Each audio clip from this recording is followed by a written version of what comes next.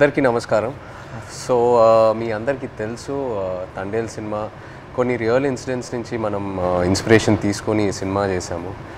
నాకు ఫస్ట్ చందు గారి కథ చెప్పినప్పుడు జస్ట్ ఒక 10-15 నిమిషాలు ఐడియాగా చెప్పాడు. ఆ తర్వాత నేను శ్రీకాకుళంకి వెళ్ళి మత్స్యలేశంకి వెళ్ళి 22 మంది ఎవరైతే ఉన్నారో మత్స్యకారాలు వాళ్ళ నుంచి ఈ ఇన్సిడెంట్స్ బేస్ చేసుకొని సినిమా తీసామో వాళ్ళని వెళ్ళి కలవటం జరిగింది. సో కొంతమంది వాళ్ళు మనతో ఉన్నారు ఇక్కడ, మొన్న ఈవెంట్కి వచ్చారు హైదరాబాద్కి, and I'm happy to have them here. So వాళ్ళతో మాట్లాడి ఇంకా కొన్ని విషయాలు తెలుసుకుందాం. Hello, hi. సో అప్పుడు నాకు మీరు చెప్పింది ఏంటంటే మామూలుగా మీరు శ్రీకాకుళం నుంచి గుజరాత్ వరకు వెళ్ళి గుజరాత్లో అక్కడ బోట్లు తీసుకొని ఒక 9 నెలలు అలా సముద్రంలో అక్కడే ఏట పూర్తి చేసి మళ్ళీ తిరిగి మత్స్యలేశంకి వస్తారని.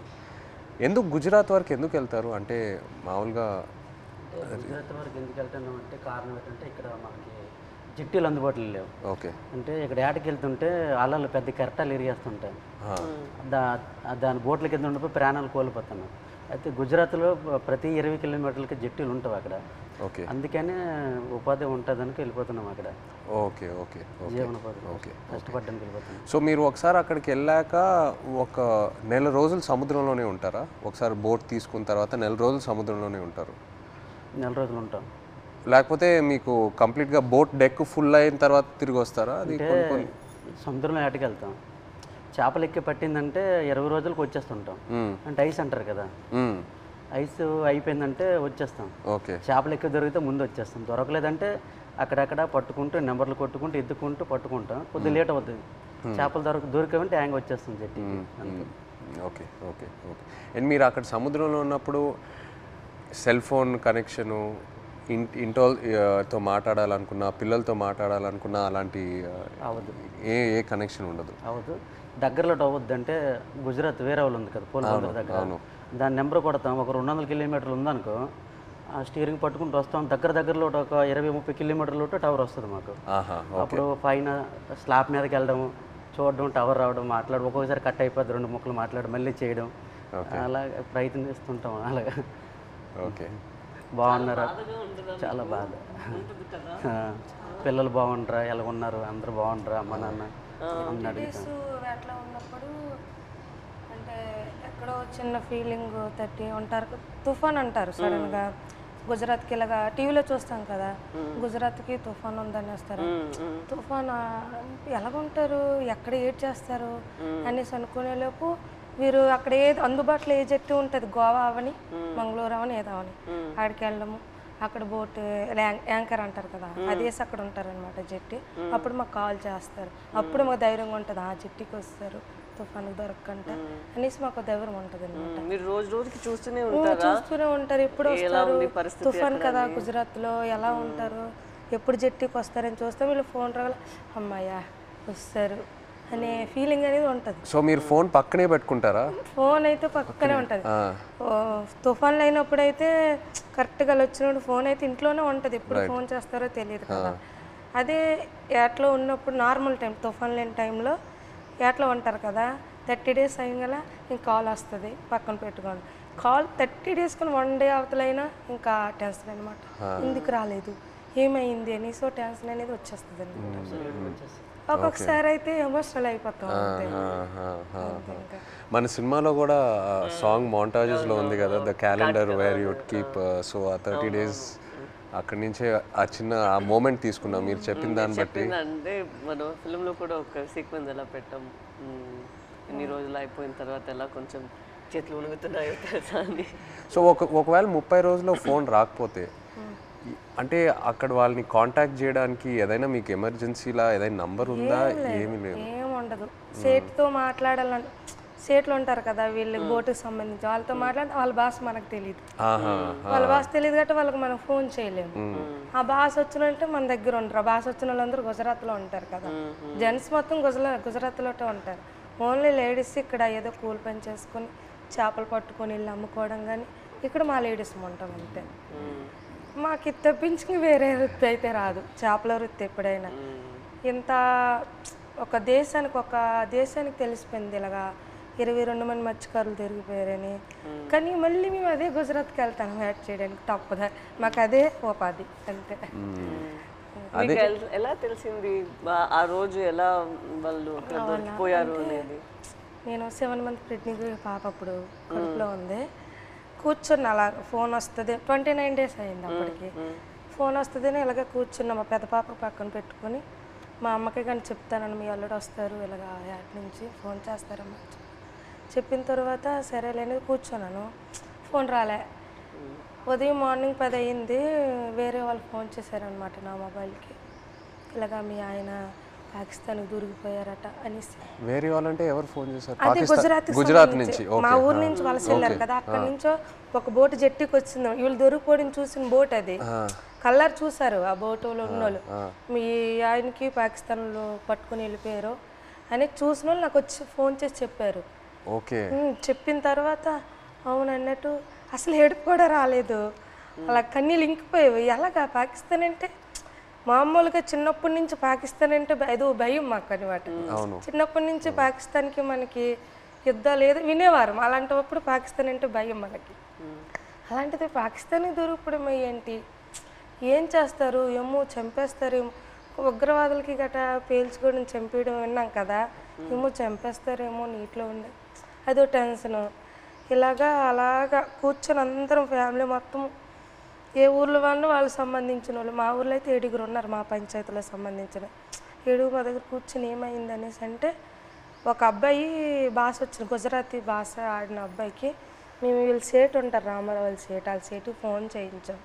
అడగండి ఒకసారి ఏమైంది ఆ సీట్కి అంటే, వాళ్ళు ఫోన్ చేసి అడిగారనమాట ఏమైంది, ఆ పాకిస్తాన్ వాళ్ళు పట్టుకెళ్ళిపోయారంట, ఏమైంది సేట్ అని అడిగితే అతనేమో మా పట్టుకుని వెళ్ళిపోయారు, నీటిలో ఉంచారని చెప్పారు. ఇంకా మాకైతే ఎలాగ వస్తారు అనేసి, ఎలాగ ఆలోచించాలి, ఎక్కడికి వెళ్ళాలి, ఎలాగ తీసుకురావాలి అనేసి ఒక ఎమోషనల్ అయితే మామూలు కాదు. 22 members అంటే చిన్న పిల్లలు, అప్పుడే మ్యారేజ్ అయిన అబ్బాయి అక్కడే ఉన్నాడు, నేను కడుపుతో ఉన్నాను, 2 పిల్లలు, ఒక భర్త దొరికిపోయిన ఆవిడ కూడా ఇంకా ఆ బాధ వేరే, 2 బిడ్డలు ఒక భర్త అంటే ఇంకా ఆ ఎమోషన్ అయితే ఇంకా వేరే. అందరం ఇంకా అంతే, ఏం చేయాలని ఆలోచనతో ఓ 1 month వరకు అలా ఉన్నాం. ఇలాగా న్యూస్ వచ్చి ఇలాగా ప్రసారం చేయడము, మీడియా కొంచెం హెల్ప్ చేసింది. ఓకే. ఓకే. మీరు ఆ పాకిస్తాన్లో ఇంతకుముందు వేరే ఎవరైనా ఇలా పాకిస్తాన్ సైడ్కి వెళ్ళి వాళ్ళు పట్టుకోవటం జరిగిందా, లేకపోతే ఫస్ట్ టైం అయినా ఇలా జరగటం? ఓకే. ఓకే. ఇప్పుడు కూడా ఉన్నారు అక్కడ? ఇప్పుడు ఉన్నారో తెలియదు కానీ మీరు అప్పుడు ఉన్నప్పుడు అక్కడ మీరు వెళ్ళి ముందే అరెస్ట్ అయ్యి ముందే ఉన్నారు అక్కడ. తీసుకెళ్ళేటప్పటికి మేము ఏడుస్తున్నాం అక్కడ, ఏడుస్తుంటే వాళ్ళు మాకు బుద్ధిరిస్తుంటారు, పళ్ళకోయండి అదేటి ఇదేటని.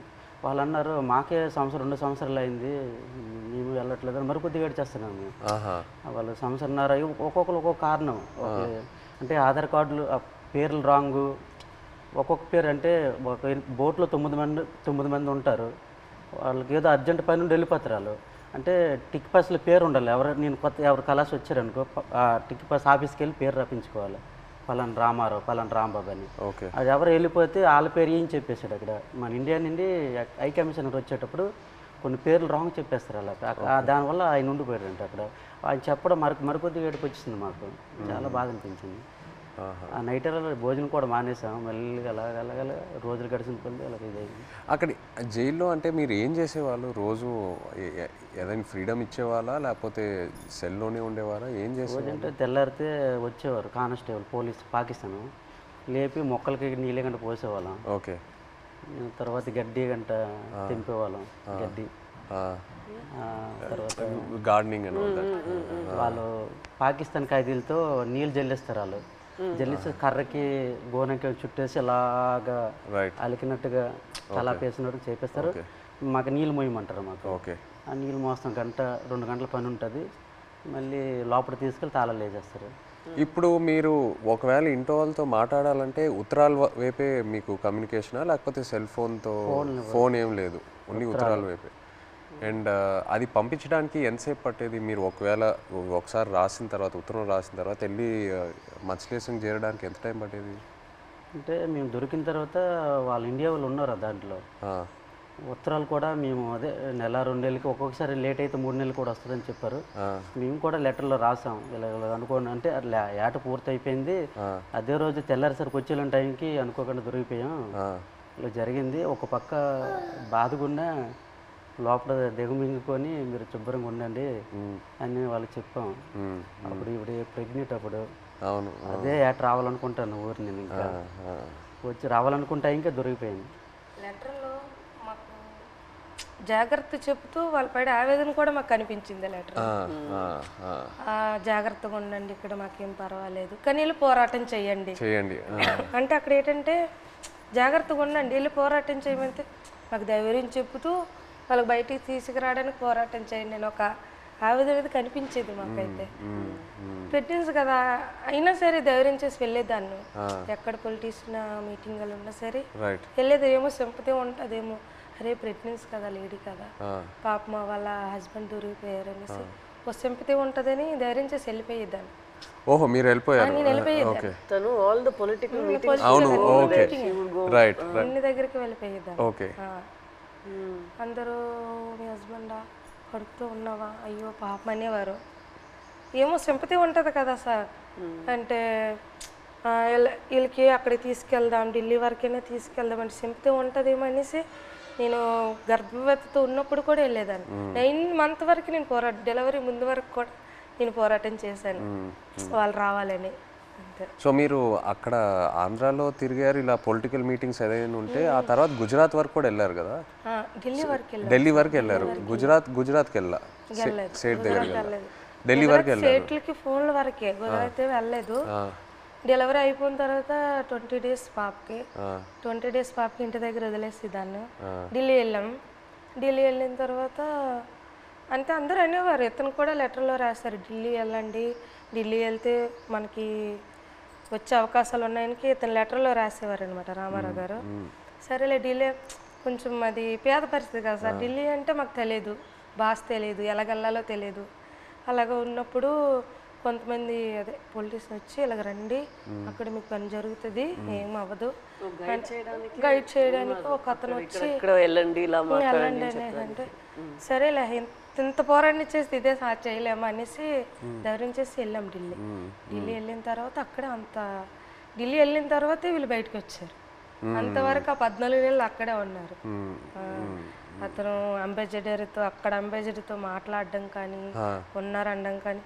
మెయిన్ మాకు బాధ కలిగించింది ఏంటంటే పుల్వామా దాడి. ఆ దాడి ఇలాగ మార్నింగ్ ఇలాగ టీవీ వేసాను, ఇలాగ మన ఇండియన్ ఆర్మీకి ఇలాగ ఉగ్రవాదులు చంపేశారు, ఆత్మహత్య దాడి అయిందని తర్వాత అవునా ఎందుకు అనేసి వీళ్ళకి ఏం చేస్తారని ఇదో బాధ. మళ్ళీ అక్కడ మరి ఇండియన్స్ ఉన్నారు కదా సార్, ఏం చేస్తారని బాధలు ఉన్నప్పటికీ లెటర్స్ ఆగిపోయి 3 months. వచ్చిన లెటర్స్ బాగానే వచ్చి పుల్వామా దాడికి ముందు లెటర్స్ కంటిన్యూ అయ్యాయి. మేము పంపించింది అతనికి వెళ్ళేది, అతను పంపించింది మాకు వచ్చేది. కానీ పుల్వామా దాడి తర్వాత స్టాప్ అయిపోయింది. 3 months వరకు ఒక్క లెటర్ రాలే. ఇంకా మాకు ఇంకా టెన్షన్ ఇంకా ఎక్కువైపోయింది, అదో బాధ అనేసి ఇలాగా మరి ఇంకా లేదు ఉండొద్దు ఎక్కడ ఢిల్లీ వెళ్ళిపోతాం అనుకుని అందరం 22 ఉమెన్స్ అందరూ ఇంకా లేదు పదండి అనేసి 22 మంది వెళ్ళిపోదాం లేదు ఇంత మా ఓన్ డబ్బులు అనుకుని పదండి అనేసి ముందడుగు వేస్తాం అంతే. ముందడుగు వేసుకుని వెళ్ళిపోయాం అంతే. వచ్చిందో రాందో వెళ్ళాం. అక్కడికి వెళ్ళిన తర్వాత జయశంకర్ అని విదేశాంగ మంత్రికి కల్పించారు. ఇంగ్లీష్ రాదు కదా, ఏదో మా తెలిసిన భాషలు అంటే అతను మా కన్నీళ్ళు దుక్కు చూసి అతనికి అర్థమైపోయింది అనమాట. ఓ ఇంత బాధపడుతున్నారని ఏడుస్తాను. మా ఆవేదన చెప్తూ మా కళ్ళని నీరు వచ్చేస్తుంది. అది చూసి పాపం అతను తట్టుకోలేకపోయారు. వెంటనే ఫోన్ పాకిస్తాన్కి చేశారు.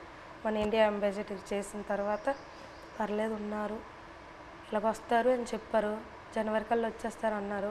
మా దగ్గర చెప్పారు జనవరి కల్లా వచ్చేస్తారు, రాకపోతే మీకే పాకిస్తాన్ నేను తీసుకెళ్తాను, నేను భరోసా ఇస్తానని మాట ఇచ్చిన తర్వాత అప్పుడు ఇంకా హ్యాపీ అంతే.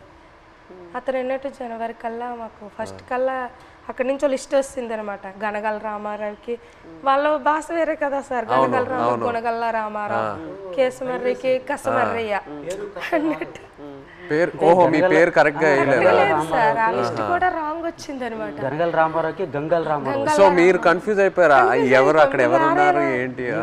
సరేలే వాళ్ళది ఉర్దూ భాష కదా, ఏమో ఇలాగ తెలియపు ఇలాగ రాశారేమో అని మాకు మేము ఆలోచించుకొని వచ్చేస్తారు అన్నట్టు. మీకు ఆ టైంలో ఎలా అనిపించింది సడన్ గా భయం వేసింది. పేరు డిఫరెంట్గా ఉన్నప్పుడు 22 మందిలో 21 మంది వెళ్ళిపోయి నన్ను వదిలేస్తారేటని ఒక ఇది, వీళ్ళు కావాలని వాళ్ళకి రాస్తారేటో చెప్పలేం. పాకిస్తాన్ ఓన్లీ మీ పేరే తప్పేశారా? అందరివి ఉన్నాయి, ఓకే, అందరివి అందరివి ఏదో ఒక కొంతమంది అక్కడక్కడ పేరు గనగల రామారావుకి గంగల్ రామారావు వచ్చింది. గంగల్ రామారావు వస్తే మరి పేరు డిఫరెంట్ అయితే ఖచ్చితంగా వదిలేస్తారని అందరూ ఇండియా వాళ్ళు అంటుంటారు, ఇంతకుముందు ఉన్నవాళ్ళు పాత వాళ్ళు. నాకైతే రాత్రి ఇద్దరు రాలేదు. 22 మందిలో 22 నా పేరు రాకపోతే నాకు వదిలేస్తే నాకు నిద్ర పట్టట్లేదు, తినాలనిపించట్లేదు.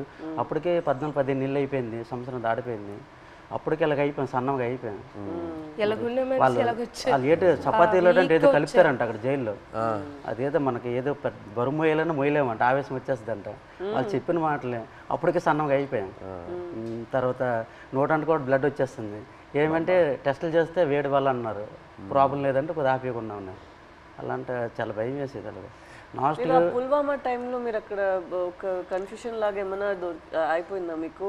అయిపోయింది మరి. ఏదో వేరే సెల్లో పెట్టేవారంట అక్కడ, ఏదైనా బయట ప్రమాదం ఏదైనా జరిగితే. అంటే బీహార్ జైల్లో ఒక పాకిస్తాన్ ఖైదీకి ఇండియా వాడు చంపేశారని తెలిసింది మాకు.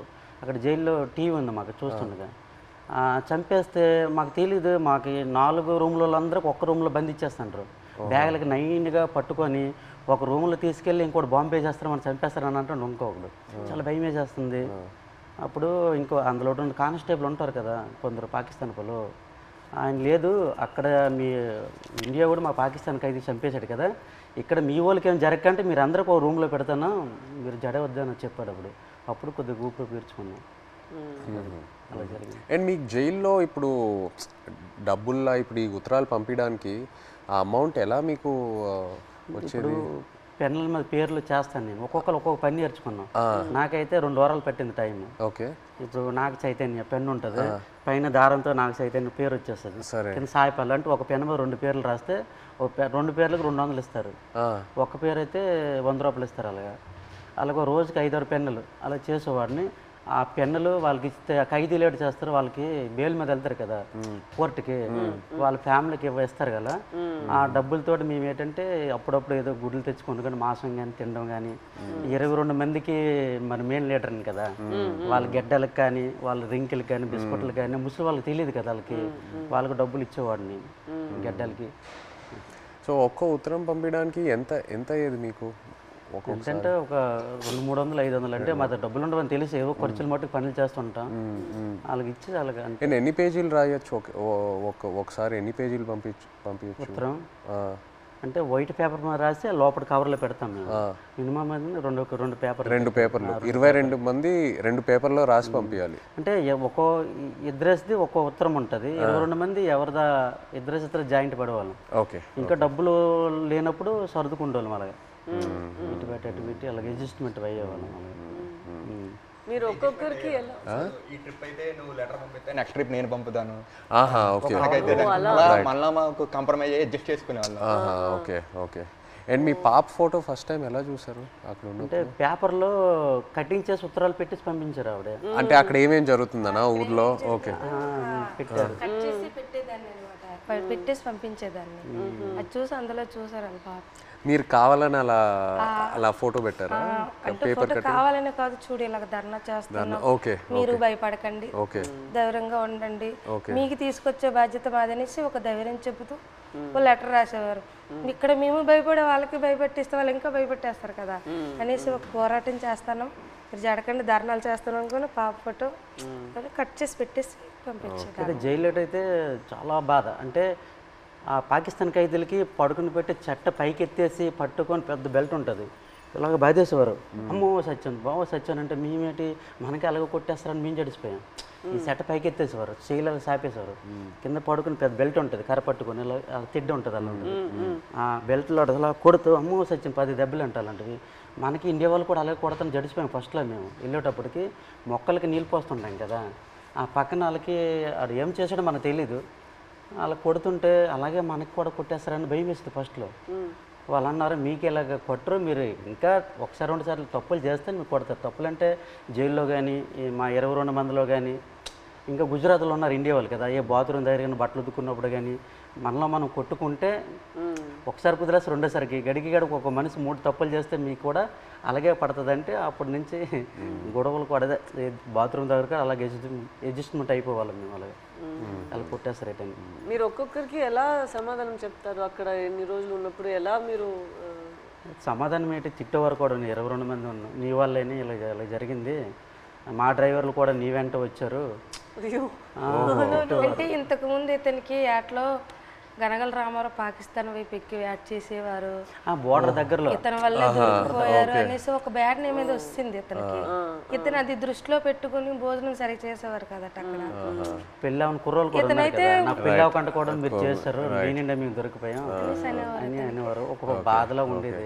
తప్పదు మరి, జరిగిపోయింది చాలా బాధ.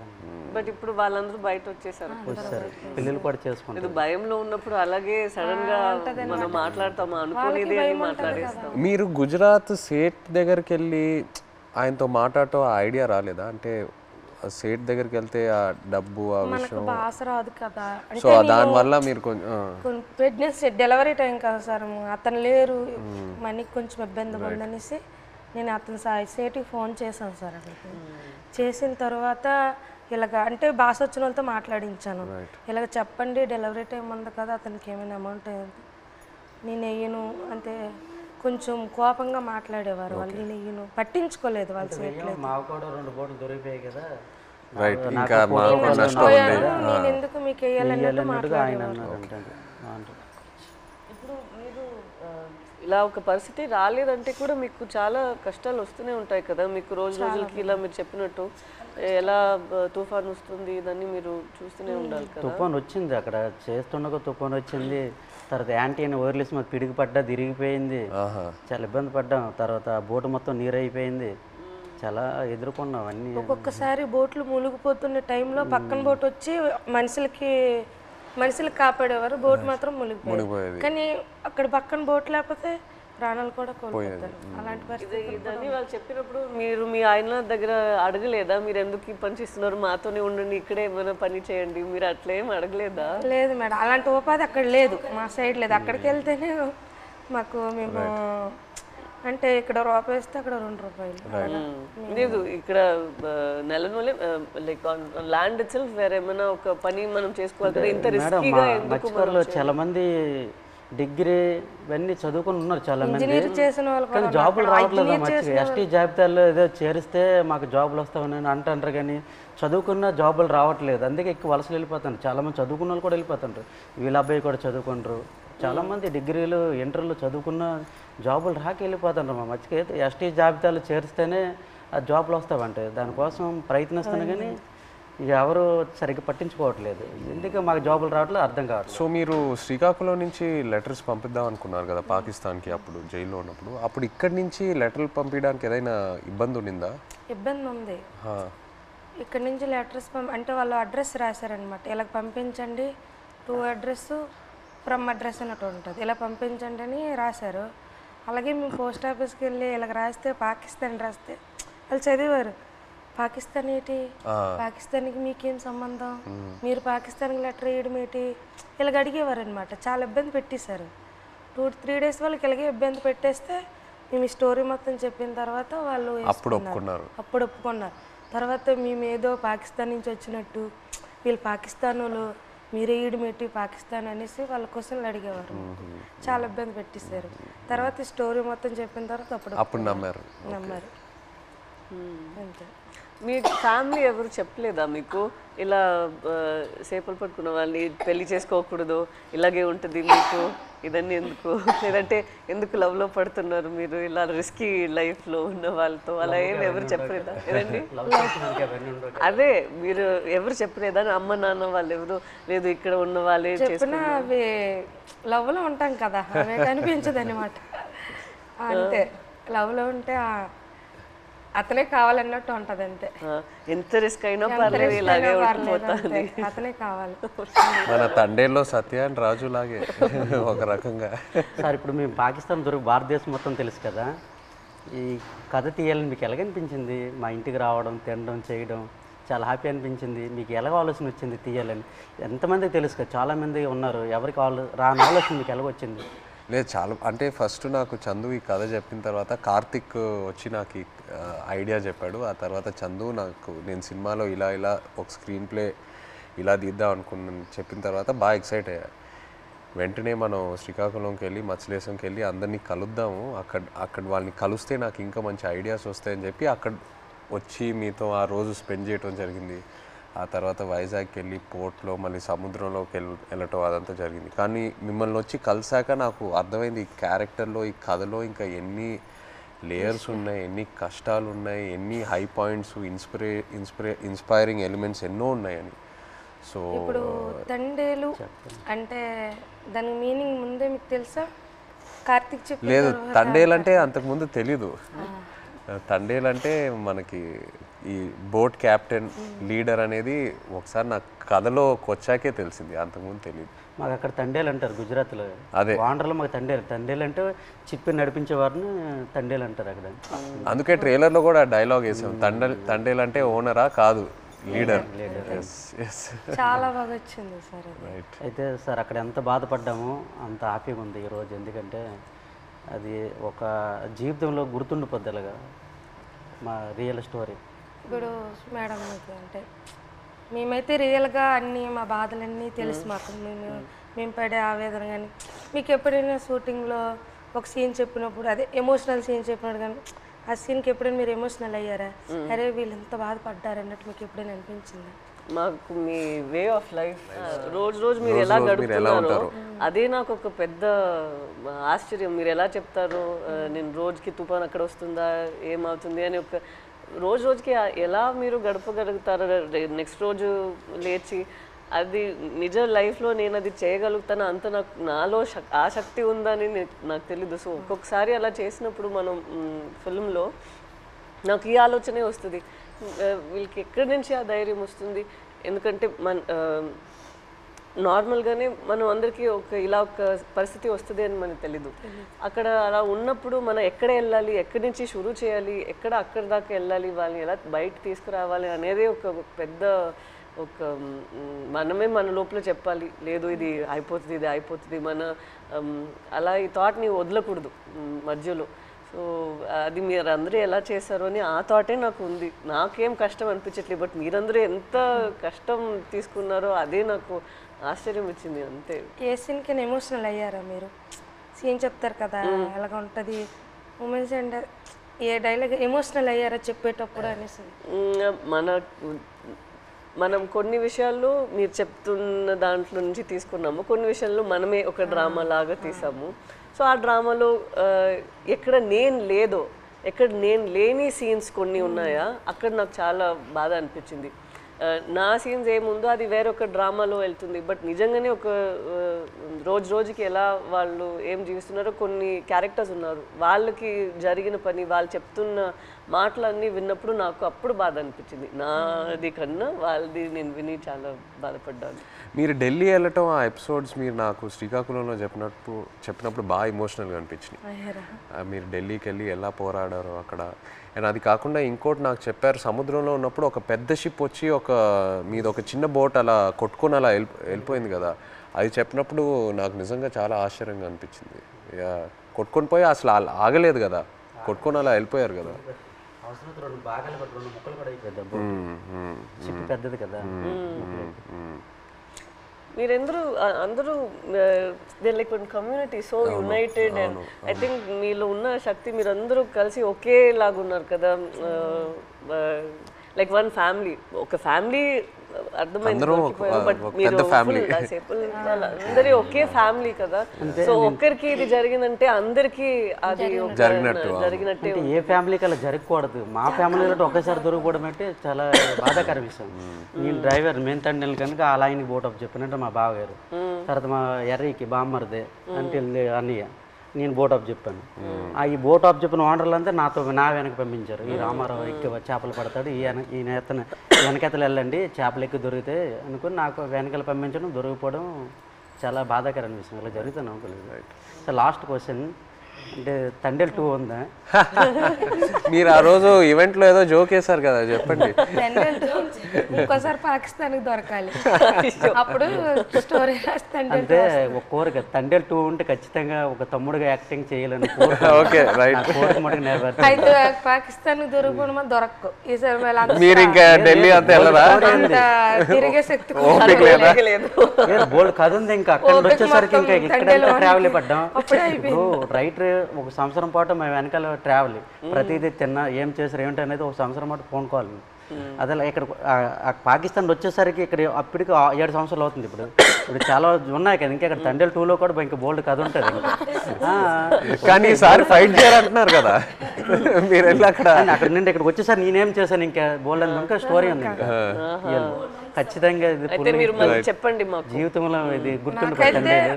నచ్చిన విషయం ఏంటంటే సార్ మీరు ఉన్నారు కదా, ఆ డ్రెస్సింగ్ స్టైల్ కానీ ఎప్పుడు మీకు ఏ సినిమాలో అలా చూడలేదు.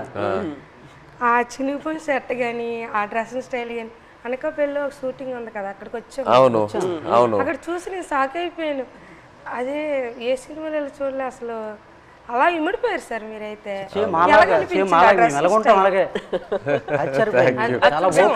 అదే నేను చెప్తున్నా కదా, మిమ్మల్ని వచ్చి అప్పుడు కలిసి మీతో టైం స్పెండ్ చేశాకే నాకు ఆ క్లారిటీ వచ్చింది. ఓకే మనం ఇలా క్యారెక్టర్ని ఇలా డిజైన్ చేయాలని. సో లాగా సేమ్ బనీలతోటి ఆ ఎండలోటి ఇవన్నీ చాలా కష్టపడ్డారు. చాలా యాంకర్ పట్టుకొని ఉన్నారు కదా ఫస్ట్ పోస్టర్, టెంట్ పట్టుకొని. హైలైట్ అది అయితే అందరు కూడా మా ఊళ్ళు ముసలంతా సాయి సినిమా మేము చూడాలి. ఎవరికి ఫోన్ చేసినా అదే రింగ్ స్టోన్ బుజ్జి తల్లి. ఎవరికి ఫోన్ చేసినా రింగ్ స్టోన్ ప్రతి సెల్లకి. హైలెస్ సాంగ్ ఉంది కదా, అది ఎలా హైలెస్ అది మా స్లాంగ్. అవును, ఎలా సింక్ అయింది అది అక్కడ. అంటే మీ మలలకి తెప్ప లాగేటప్పుడు వస్తారు కదా, when they rowing, when they pulling the net. ఇప్పుడు అది రేరు. ఇంతకు ముందు జనరేషన్ లో ఎక్కువ వాళ్ళు వచ్చినప్పుడు దీనికి మీరు తెడ్డు అంటారు కదా, కత్తావ అంటాము. ఏమంటారు? కత్తావా. ఆ కత్తావ పట్టుకుని కత్తావా అంటాం మేమైతే. అండ్ పెద్దాలు వచ్చినప్పుడు ఇలాగ బోట్ వెళ్తుంది కదా, ఆ కత్త ఆయనతోటే అలా లెవెల్ చేసుకుని వచ్చి ఐలెస్ అనుకుని వచ్చి వడ్డీకి వస్తారు. అంటే ఎలా సింక్ అయింది అది, అది మాకు ఆశ్చర్యం. ఈ విషయం మన చందు మొనెటి అండ్ దేవి గారికి వారికి క్రెడిట్ ఇవ్వాలి. రైట్, శ్రీమణి గారికి. బుజ్జి తల్లిలో ఒక పాయింట్ ఉంది, అది అయితే నాకు కదిలించింది. ఏది? ఉప్పు నీటికి ముప్పును కూడా గట్టిగా దాటి గట్టి అంటే ఎంత అలలకైనా మీరు దాటుతారు, కానీ ఒక కన్నీటి చుక్క దాటలేకపోతాడు అంతే. అక్కడైతే చాలా ఎమోషనల్ స్ట్రాంగ్. ఆ పాయింట్ అయితే నాకు పిచ్చిగా నచ్చింది, చాలా బాగుంది. Thank you so much. Actually మీరందరికీ థ్యాంక్ యూ చెప్పాలి. మీరు మాకు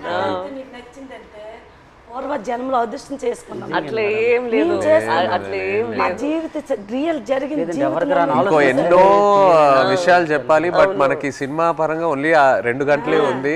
బట్ ఇంకా ఎన్నో చెప్పాలి. ఫ్యామిలీకి ఈ కథ నచ్చిందంటే మా అదృష్టం సార్. అది బొమ్మ దద్దరెళ్ళిపోతుంది సార్. రాజులమ్మ జాతరే పొలిటీషియన్ గా అనడం లేదు, రాజులమ్మ జాతరే పొలిటీషియన్ గా అనడం లేదు, కానీ పొలిటీషియన్ చూస్తే ఇంకా బాగా ఏమో అనిపిస్తుంది మాకు. అంతే చూస్తారే వచ్చుకోరు జట్టీలు లేవు, వాళ్ళకని తెలుస్తుందేమో ఒక నమ్మకం. ఇంకా జట్టి స్పీడ్గా అవుతుందేమో. జట్టు ఉంటే మాకు ఎలాంటి ఇబ్బందులు ఉండవు కదా. మా కోసం మత్స్యకారుల కోసం ఏదేని ఒక మంచి పని చెయ్యండి సార్. అదేనే మీకు వీలైనంత తప్పకుండా అందరి కోసం, మా కోసం అని కాదు, మత్స్యకారుల కోసం. 8 మంది హీరోలు ఉంటుండగా మీరు మా జీవితాన్ని ఎంచుకున్నారు. తప్పకుండా అది పెద్ద మేము అనుకున్నాము రిలీజ్ ముందే మీకు ఒకసారి చూపిద్దామని. బట్ మీరు ఐ థింక్ థియేటర్ లో చూస్తే, శ్రీకాకుళంలో థియేటర్ లో మీరు అందరు వెళ్ళి చూసి ఖుషిగా అవుతుంది నేను అనుకుంటున్నాను. మీకు సినిమా నచ్చితే మాకు ఎంతో సంతోషం.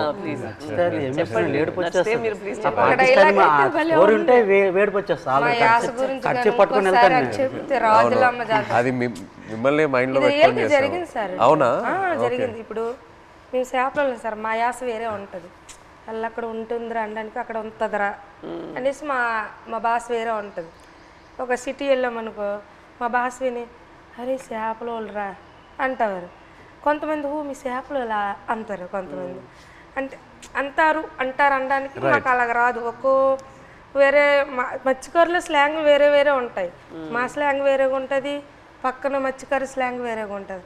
అందులో మా స్లాంగ్ అయితే ఎవరు మాట్లాడలేరేమో, కానీ మేడం గారు అయితే నాకైతే చాలా మేము మాట్లాడినట్టు మాట్లాడారు. అసలు ఇది హైలైట్. నేను ఫుల్ టైం అదే ఆలోచిస్తాను. హైలైట్ మేడం గారు, మేము అలాగే మాట్లాడతాం. ఉంటదిరా అలాంటి వెళ్దాం రా అన్నట్టే మేడం గారు. చాలా థ్యాంక్ యూ సో మచ్. ఇది నాకు పెద్ద compliment. Thank you very much. Success meet మాత్రం శ్రీకాకుళం అది నా ప్రామిస్. సినిమా రిలీజ్ తర్వాత సక్సెస్ మీట్ కి మేము శ్రీకాకుళమే వస్తున్నాము. మచ్చలేసు అక్కడికి వచ్చి కలిసి శ్రీకాకుళంలో సక్సెస్ మీట్ పెట్టి వెళ్తున్నాం. ఆ టైం లోపల మీ 25 మందిని కాల్ చేసి వాళ్ళని కూడా సక్సెస్ మీట్ లో వాళ్ళని కూడా అప్పుడు వచ్చేస్తే కరెక్ట్ గా ఉంటుంది. శ్రీకాకుళం కేమొచ్చేసి వస్తానరా రమ్మంటే వస్తాం, ప్లాన్ చేస్తాం. బట్ సక్సెస్ మీట్ అయితే శ్రీకాకుళంలో చేస్తున్నాము తప్పకుండా. Okay, thank you so much. మాతో మీరు కలిసి ఇంత షేర్ చేశారు. Again thank you so much.